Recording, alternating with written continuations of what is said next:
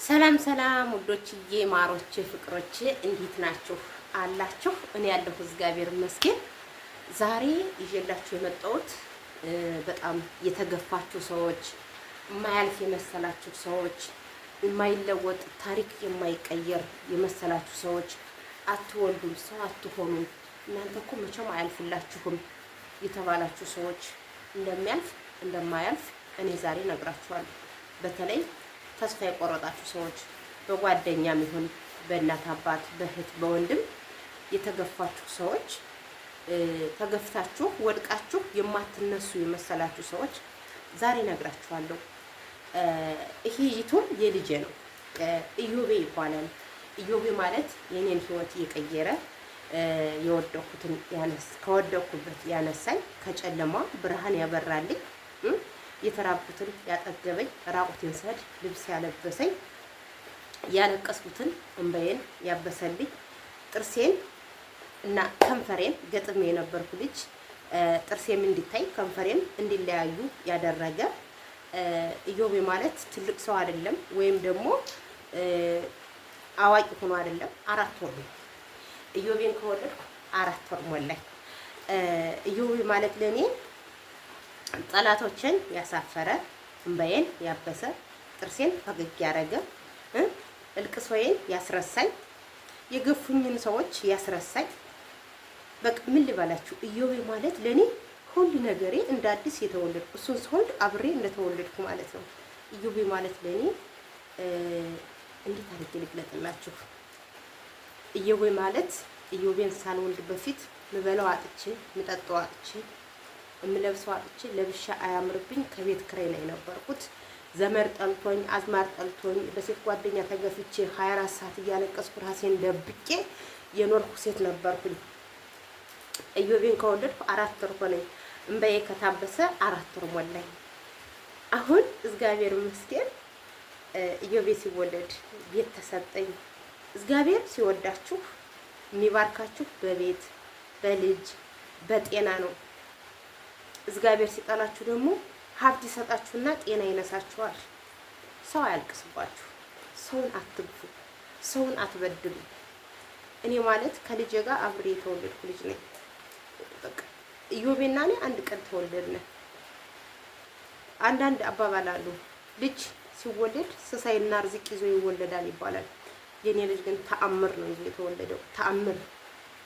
እናቴ ምን ልበላችሁ፣ ቤት የለኝም። ቤቴ ውስጥ ዱቄት የለም፣ እንጀራ የለም፣ ዘይት የለም። ጥሬ ጨው የ10 ብር ጥሬ ጨው ራሱ አልነበረም። የ2 ብር የጀርካ ውሃ የማልከፍልበት አቅም ላይ ነበርኩ።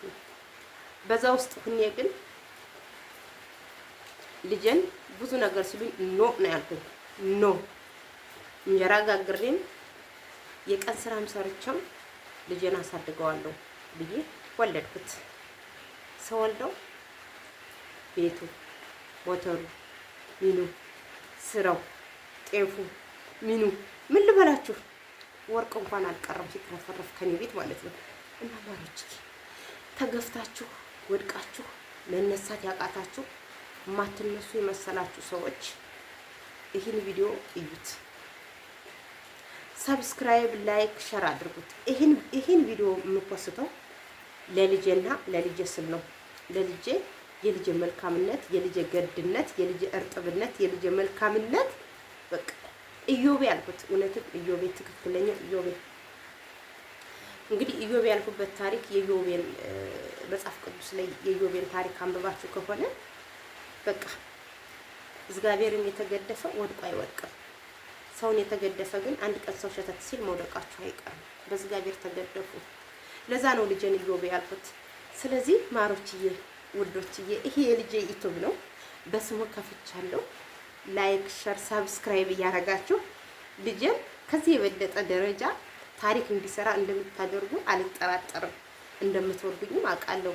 እኔ ከምወዳችሁ በላይ ግን አትወዱኝም። በጣም ነው ወዳችሁ እና ኢዮብዬ የኔ ዓለም፣ የኔ ንጉስ፣ የኔ ሁሉ ነገሬ፣ የኔ ጨረቃ፣ የኔ መሳፍንት፣ የኔ መኳንንት፣ የኔ ሁሉ ነገሬ፣ ደስታዬ፣ ቤቴ፣ ጓዳዬ፣ ልብሴ፣ ምግቤ፣ አረሚኑ ቅጡ ሁሉ ነገር የኔ ልጅ እኔ ልጥቆር እኔ ልክሳ አንተ መርልኝ ብቻ እዮብዬ። ከዚህ የበለጠ ታሪክ እንድትሰራ ፈልጋለሁ፣ ተአምር እንድትሰራ ፈልጋለሁ የኔ ውድ ልጅ የምወድህ። ምክንያቱም ይህን ቪዲዮ የምሰራው ለልጄ ታሪክ እንዲቀመጥ ነው። ልጄ በጣም ብዙ ነገር ሰርቷል፣ ብዙ ታሪክ ሰርቷል። የ4 ወር ህፃን እኔ እንጃ ቃላት የለኝም። እስኪ እናንተም ኮሜንት ላይ የተገፋችሁ ሰዎች፣ የተበደላችሁ ሰዎች፣ ጓደኛ የካዳችሁ፣ እናት አባት አንቅሮ የተፋችሁ ስታጡ ማለት ነው፣ ሲኖራችሁ ወደዋችሁ ሲያታጡ ደግሞ እንደማያውቋችሁ፣ ስልክ ያልተነሳላችሁ ሰዎች፣ ሜሴጅ ልካችሁ ያልተመለሰላችሁ ሰዎች፣ ያበላችሁት ያጠጣችሁት ሰዎች፣ ከኋላ በቢላ የነከሳችሁ ሰዎች ካላችሁ ኮሜንት ላይ ያስቀምጡልኝ። ካሁን በኋላ ቤቲ መቼም ቢሆን አትወድቅም። የዮቤ ሸጋናት መቼም ቢሆን አትወድቅም። በእግዚአብሔር ነው ተገድፋ ያለችው። ኢዮቤን ወልጃለሁ። ኢዮቤ ብዙ ነገርን ይዞ መጥቷል። ኢዮቤ የኔ ጌታ፣ የኔ መኳንንት፣ የኔ ፍቅር፣ የኔ ሁሉ ነገሬ ኢዮብዬ። ወይኔ እንዴት እንደምላችሁ አላውቅም። በጣም ነው የምወደው። እንዲያውም ወደ ውጭ ሊሄድ ስል ፕሮሰስ ላይ ሁኔ ከማህፀንሽ ውስጥ ልጅ አለ ሲባል በደስታ ሲፈነጥስ፣ እንዴ እናንተ ደግሞ አረብ ሀገር ልትሄዱ ስትሉ ነው እንዴ ከማንም ጋር የምትገዳደሙ አሉ። እንደዛ ስለኝ እንደላለው እንደዚህ ነው ያናኩት። የምን አባ መገዳደብ ነው? የምን አባ አረብ ሀገር መሄድ ነው? ሸርሙጫ ነው እንዲያመጣው በ80 እንጂ ከልጆች አባት እንጂ ስደት ምን ያደርግልኛል? ተርቤ ተጠምቼ ኢትዮጵያ ላይ ይቀመጣሉ አልኩኝ። እናትዬ የምን ስደት ነው? ይሄው ፋ አርጌ ነው ማኖርሽ። ቤት ነው የምትፈልጊው? ኑሮ ነው የምትፈልጊው? ይሄው የምትፈልጊውን ነገር ብሎ ልጄ ሳቅ በሳቅ አድርጎኛል። እናንተም ከስደት ተመልሳችሁ ልጅ ወልዳችሁ በቤት ተባርካችሁ፣ በልጅ ተባርካችሁ፣ በደስታ ተባርካችሁ፣ በሁሉም ነገር ተባርካችሁ እኔ እንጃ ምን ልበላችሁ። ልክ እንደኔ በቃ እጥር ምጥን ያለ ኑሮ ይስጣችሁ። የተገፋችሁትን እርሱት።